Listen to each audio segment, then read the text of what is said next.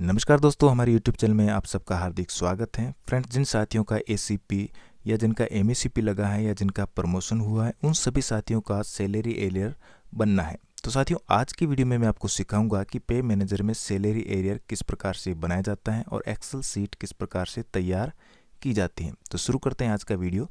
इसके लिए सबसे पहले आपको क्रोम ब्राउज़र को ओपन कर लेना है और यहाँ पर पे मैनेजर को सर्च कर लेना है। तो फ्रेंड्स, पे मैनेजर में आपको आईडी, पासवर्ड और कैप्चा डालने के बाद में लॉगिन कर लेना है। जैसे हम लॉगिन करेंगे, इस प्रकार का पेज हमारे सामने ओपन होगा। यहाँ पर आई रीड मैसेज पर टिक लगाकर हमें टेक मी टू साइट इन पर क्लिक कर लेना है। तो इस प्रकार की साइट हमारे सामने ओपन हो जाएगी। तो फ्रेंड्स, एमएससीपी में जो सैलरी एरियर बनाया जाता है, उसके लिए सबसे पहले हमें एक्सेल सीट तैयार करनी है। तो यहाँ पर मैंने एक्सेल सीट पहले से तैयार कर रखी है। आपको भी इसी प्रकार की डिफरेंस एरियर सीट तैयार कर लेनी है, जिसमें साथियों आपको जिस महीने का एरियर बनाना है, जैसे अप्रैल 23 से लेके यहाँ पर मैं नवंबर 23 तक का एरियर बना रहा हूँ और कितना मिलना था वो यहाँ पर लिख लेना है। यहाँ पर बेसिक लिखनी है, यहाँ पर डीए, एचआरए और टोटल कितना मिलना था, और यहाँ पर पेड राउंड यानी कि आपको कितना पेमेंट मिल गया है। यहाँ पर बेसिक आ गई, डीए, एचआरए और टोटल। अब तीसरा कॉलम होगा पे डिफरेंस, यानी कि कितना अंतर मिलना है। तो यानी कि जैसे यहाँ पर 71,100 यहाँ पर पेमेंट बेसिक होना था, लेकिन 69,200 के हिसाब से मिला, तो यहाँ पर अंतर आ गया 1,900। इसी प्रकार डीए 29,862 मिलना था, लेकिन मिला 29,064 रुपये, तो यहाँ पर अंतर आ गया 798। इसी प्रकार एचआरए आएगा और यहाँ पर टोटल आ जाएगी, यानी कि टोटल एरियर बन जाएगा 23,332 रुपये। अब यहाँ पर जीपीएफ में कटौती में डिफरेंस आ गया, यहाँ पर 76 रुपये। इस प्रकार करके यहाँ पर 532 रुपये। तो फ्रेंड्स, इसी प्रकार आपको भी ये एरियर शीट बना लेनी है, ताकि पे मैनेजर में सैलरी एरियर बनाने में आसानी रहे। अब फ्रेंड्स, हम वापस आते हैं पे मैनेजर साइट पर। अब फ्रेंड्स, यहाँ पर एरियर बनाने के लिए सबसे पहले हमें यहाँ पर बिल प्रोसेसिंग में बिल नंबर एलोकेशन पर क्लिक कर लेना है और यहाँ पर बिल एलोकेशन पर क्लिक करना है। जैसे हम बिल एलोकेशन पर क्लिक करेंगे, यहाँ पर कुछ इस प्रकार का पेज हमारे सामने ओपन होगा। यहाँ पर हमें सैलरी एरियर पर क्लिक कर लेना है। बिल सब टाइप में यहाँ पर सैलरी एरियर सेलेक्ट करेंगे, या ऑब्जेक्ट हेड में यहाँ पर हम 01 लिख लेंगे। इसके बाद पे मंथ, यहाँ पर जैसे मैं जनवरी में बना रहा हूँ तो यहाँ पर जनवरी आएगा, यहाँ पर 2024, और यहाँ पर बिल डेट जैसे कि मान लो 21/1/2024 है, तो आपको इस पर एक बार क्लिक करके वापस इसको सेलेक्ट कर लेना है, ताकि एरर न हो। अब यहाँ पर बिल नंबर, जैसे कि मान लो यहाँ पर आपको बिल नंबर 1 लगा लेना है। इसके बाद में बिल नेम, जिस कर्मचारी का आप एरियर बनाना चाहते हैं वो कर्मचारी जिस ग्रुप में होगा उस ग्रुप को आपको सेलेक्ट कर लेना है। तो मैं यहाँ पर इसको सेलेक्ट कर लेता हूँ। इसके बाद में हमें सबमिट कर लेना है। जैसे हम सबमिट करेंगे, यहाँ पर लिखा आएगा bill register details added successfully, यानी कि हमने जो बिल नंबर एलोकेट किया है वो सक्सेसफुली ऐड हो चुका है। अब फ्रेंड्स, दूसरा काम हमारा रहेगा, वापस हम बिल प्रोसेसिंग पे जाएंगे। यहाँ पर सेकेंड नंबर ऑप्शन है सैलरी बिल। इस पर हम जैसे क्लिक करेंगे, यहाँ पर कुछ ऑप्शन हमारे सामने खुल जाएंगे। अब यहाँ पर नीचे ऑप्शन आएगा सैलरी एरियर। अब हमें इस पर क्लिक कर लेना है। अब यहाँ पर पे मंथ जनवरी होगा, पे ईयर यहाँ पर 2024 लिखा होगा। अब यहाँ पर बिल नेम, जैसे कि मैंने CF1 सेलेक्ट किया, तो यहाँ पर मैं इसको सेलेक्ट कर लेता हूँ। इसके बाद बिल नंबर अपने आप यहाँ पर, जैसे मैंने वहाँ पर 1 लगाया था, लेकिन पे मैनेजर ने अपने अलग से बिल यहाँ पर एलोकेट कर दिए हैं, तो इसको हम सेलेक्ट कर लेते हैं। अब यहाँ पर रीज़न में हम, जैसे मैं यहाँ पर MACP का जो एरियर बना रहा हूँ, तो यहाँ पर मैं लिख लेता हूँ MACP। अब यहाँ पर मैं नेम को सिलेक्ट कर लेता हूँ और कर्मचारी को सर्च कर लेता हूँ। 2 अक्षर डालने के बाद यहाँ पर कर्मचारी का नाम आ जाता है, तो हम उस पर क्लिक करेंगे। इसके बाद उस कर्मचारी का नाम यहाँ पर शो होगा। अब हम उस कर्मचारी के नाम पर यहाँ पर क्लिक करेंगे। अब फ्रेंड्स, सबसे पहले यहाँ पर हमें एड अलाउंस ऐड करना होगा, तो हम इस पर क्लिक करेंगे। इस पर क्लिक करने के बाद इस प्रकार का पेज हमारे सामने ओपन होगा। यहाँ लिखा है एड न्यू अलाउंस। तो फ्रेंड्स, यहाँ पर मैंने 1 अप्रैल 2023 से लेके 30 अप्रैल 2023 तक सेलेक्ट कर लिया है। इसके बाद मैं सेलेक्ट अलाउंस यहाँ पर मैं सेलेक्ट कर लूँगा और यहाँ पर बेसिक पर क्लिक कर लूँगा।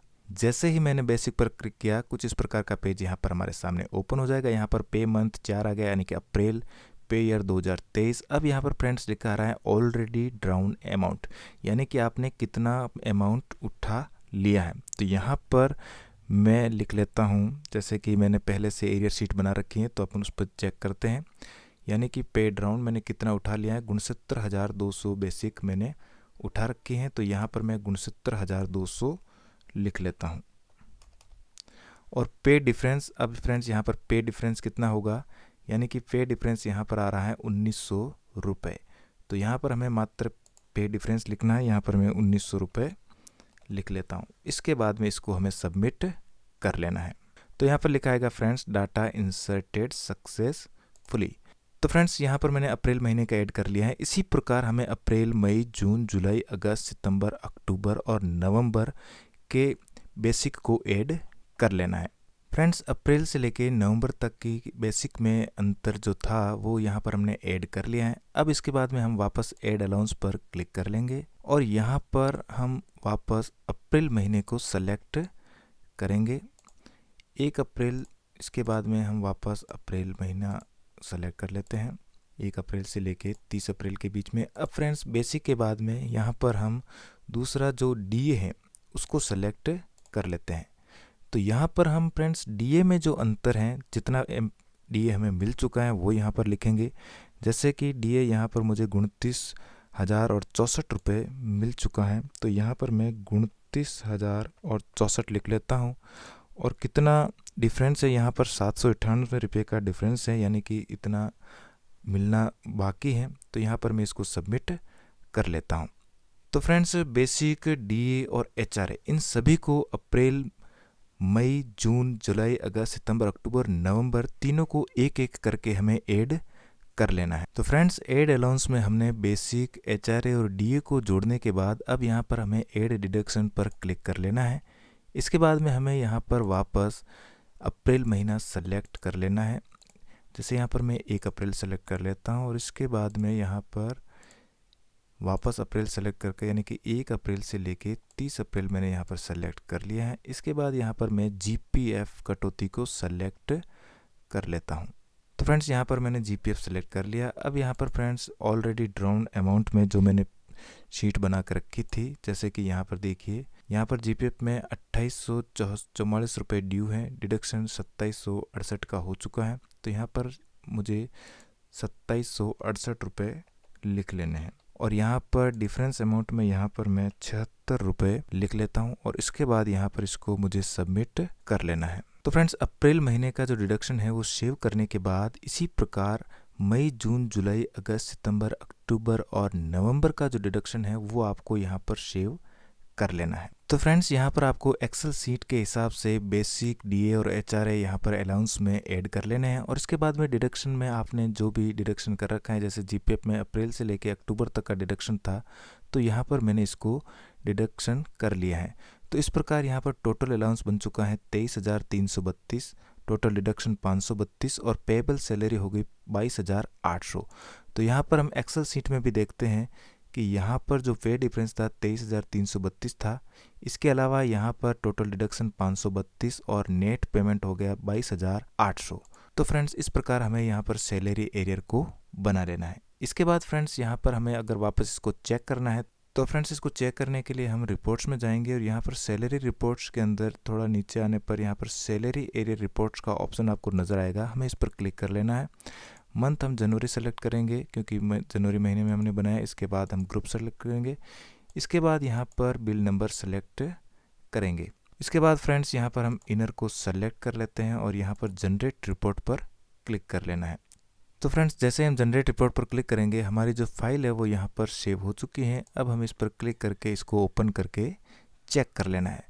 तो फ्रेंड्स आप चाहें तो इस इनर को अपनी जो एक्सेल सीट है उसके साथ मिलान करके इसको अच्छी तरह से चेक कर सकते हैं।